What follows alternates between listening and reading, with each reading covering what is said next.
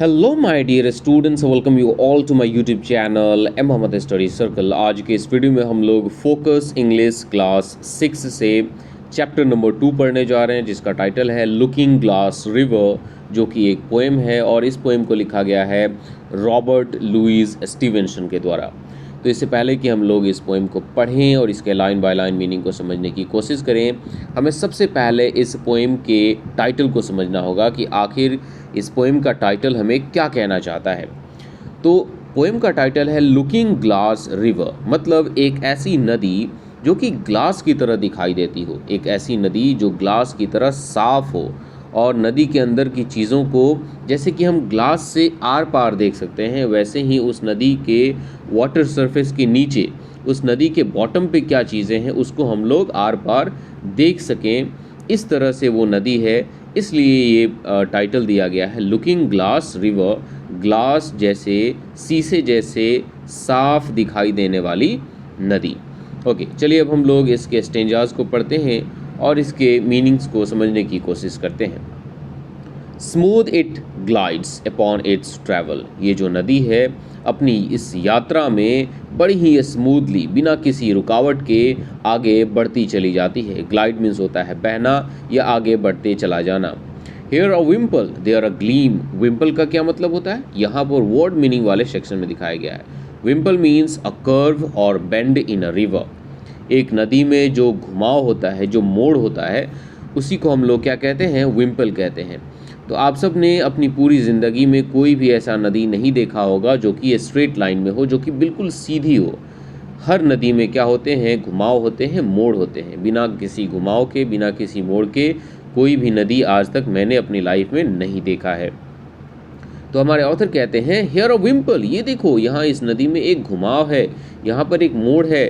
There a gleam, और वहाँ देखो, वहाँ पर नदी का पानी चमकता हुआ दिखाई दे रहा है। जब भी सनलाइट वाटर सरफेस पे पड़ता है तो वाटर सरफेस सनलाइट को, किसी भी प्रकार के रोशनी को क्या करता है, रिफ्लेक्ट करता है और इस तरह से पानी चमकता हुआ दिखाई देता है।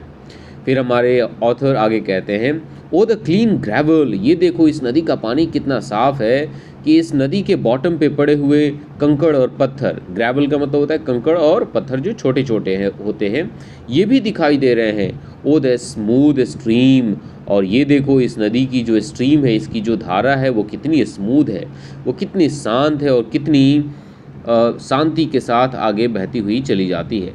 Next stanza, selling blossoms silver fishes, ये नदी अपनी धारा के साथ खिले हुए फूल को, खिले हुए फ्लावर्स को बहा ले जा रही है और अपनी धारा के साथ सिल्वर कलर की फिशेस को, मतलब चमकती हुई वाइट कलर की फिशेस को अपने साथ बहा ले जा रही है। Paven pools as clear as air, paven pools का क्या मतलब होगा, चलिए नीचे देख लेते हैं। पेवन पूल्स कहने का मतलब होता है the smooth and clear water, शांत, चिकना और साफ पानी, इसको हम लोग पेवन पूल्स कहते हैं। तो यहाँ पर बताया गया है कि इस नदी का जो पानी है वो इतना साफ है, इतना क्लियर है जैसे कि एयर हो। तो हवा जितना साफ सुथरा होता है, वैसे ही इस नदी का पानी बिल्कुल वैसा ही साफ और सुथरा है। How a child wishes to live down there, और एक बच्चा जब इस प्रकार की नदी को देखता है और उस नदी के बॉटम पे किस प्रकार की चीज़ें हैं, उस नदी के सतह पे किस प्रकार की चीज़ें हैं, जब उस चीज़ को बच्चा देखता है तो उसका कितना मन करता है कि वो उस नदी के अंदर चला जाए और वहीं पर जाकर वो रहने लगे। Stanza number 3, we can see our coloured faces floating on the shaken pool, हमारे ऑथर कहते हैं कि अगर हम 8-10 लोग हैं या 10-12 लोग हैं या कई सारे लोग हैं और अगर हम सब एक साथ आकर के नदी में झांकते हैं, नदी में देखते हैं, तो हम अपने रंग बिरंगे फेसेस को उस हिलते हुए पानी पे, उस चलते हुए पानी पे देख सकते हैं।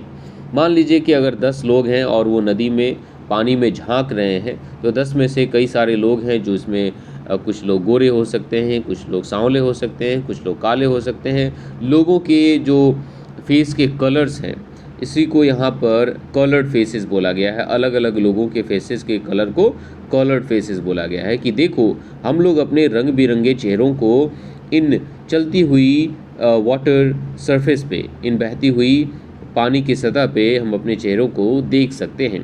Down in cool places dim and very cool, हम लोग अपने चेहरे को वहाँ पर देख सकते हैं, उस ठंडी सी जगह पर देख सकते हैं जिसको जो जहाँ पर लाइट जो है, जहाँ पर रोशनी है वो डिम है, जहाँ पर रोशनी उतनी अच्छी नहीं है और वो जगह बहुत ही ज़्यादा ठंड है, वो जगह जो है वो बहुत ही ज़्यादा ठंडा है। टिल अ वाइंड और वाटर रिंकल, हम लोग अपनी चेहरों को, अपनी रंग बिरंगे चेहरों को वाटर सरफेस पे तब तक देख सकते हैं जब तक कि तेज़ हवा ना बहने लगे और तेज़ हवा के बहने की वजह से वाटर पर रिंकल्स ना पड़ जाएं, वाटर पे सर्कल्स ना पड़ जाएं। तो हम सब जानते हैं कि जैसे हवा तेज़ बहने लगती है तो पानी की सतह पे वेव्स बनने लगते हैं, पानी की सतह पे लहरें बनने लगती हैं और इस तरह से जब पानी की सतह पे लहरें बनने लगेंगी तो फिर वाटर सरफेस के ऊपर चीज़ें दिखाई नहीं देंगी। Dipping martin, plumping trout, dipping Martin और प्लम्पिंग ट्राउट, इसका मतलब हमें समझना होगा। देखिए यहाँ पर बताया गया है डिपिंग मार्टिन। मार्टिन कौन होता है? अ स्मॉल वाइल्ड एनिमल, एक छोटा सा जंगली जानवर विद अ लॉन्ग बॉडी, जिसकी बॉडी जो होती है वो काफ़ी लंबी होती है, एंड शॉर्ट लेग्स, और उसके पैर जो होते हैं वो बहुत ही छोटे छोटे होते हैं। डिपिंग इनटू द रिवर, तो यहाँ पर उस जानवर का पिक्चर भी दिखाया गया है जो कि इस पेड़ पर यहाँ पर आपको चढ़ा हुआ दिख रहा है। इसी को हम लोग क्या कहते हैं? मार्टिन कहते हैं। और प्लम्पिंग ट्राउट कहने का मतलब a healthy fish moving in water, मतलब एक मोटा ताज़ा मछली को हम लोग ट्राउट बोल रहे हैं जो कि क्या कर रहा है? वाटर में मूव कर रहा है, वाटर में तैर रहा है। ओके, तो बेसिकली यहाँ पर बताया गया है कि हम लोग पानी की सतह पे अपने चेहरों को तब तक देख सकते हैं जब तक कि कोई हवा आकर पानी के ऊपर रिंकल्स ना बना दे, और जैसे ही एक बार तेज़ हवा पानी के ऊपर रिंकल्स बना देंगी तो फिर हम लोग अपने चेहरों को नहीं देख सकते। या ऐसा हो सकता है कि कोई मार्टिन जो जंगली जानवर है वो पानी में गोता लगा दे, या कोई मछली पानी में तैरने लगे, फिर इसके वजह से भी क्या हो सकता है? रिंकल्स बनने लग जाएंगे और फिर हम लोग अपने कलर्ड फेसेस को वाटर सरफेस पर नहीं देख पाएंगे। वहीं आगे बताया गया है dipping martin, plumping trout spreads in a twinkle, कि पलक झपकते ही ये जानवर और ये मछली पानी में तैरने लगते हैं, पानी में गोता लगाने लगते हैं। And blots all out, blots all out का क्या मतलब हुआ? यहाँ पर बताया गया है hides everything from view, blots all out का मतलब होता है कि किसी भी चीज़ को व्यू से छुपा देना, मतलब किसी भी चीज़ को इस तरह से ढक देना कि वो चीज़ें नज़र न आए। तो अगर कोई मार्टिन पानी में गोता लगा दे या कोई मछली तेज़ गति के साथ पानी में तैरने लगे तो फिर हम लोग वाटर सरफेस पे जो चीज़ें हैं उन्हें नहीं देख सकते हैं। See the rings pursue each other, देखो वो जो वाटर सरफेस के ऊपर जो रिंग्स बने हुए हैं, जो सर्कल्स बने हुए हैं, वो एक दूसरे का क्या कर रहे हैं? पीछा कर रहे हैं। परस्यू कहने का मतलब होता है पीछा करना।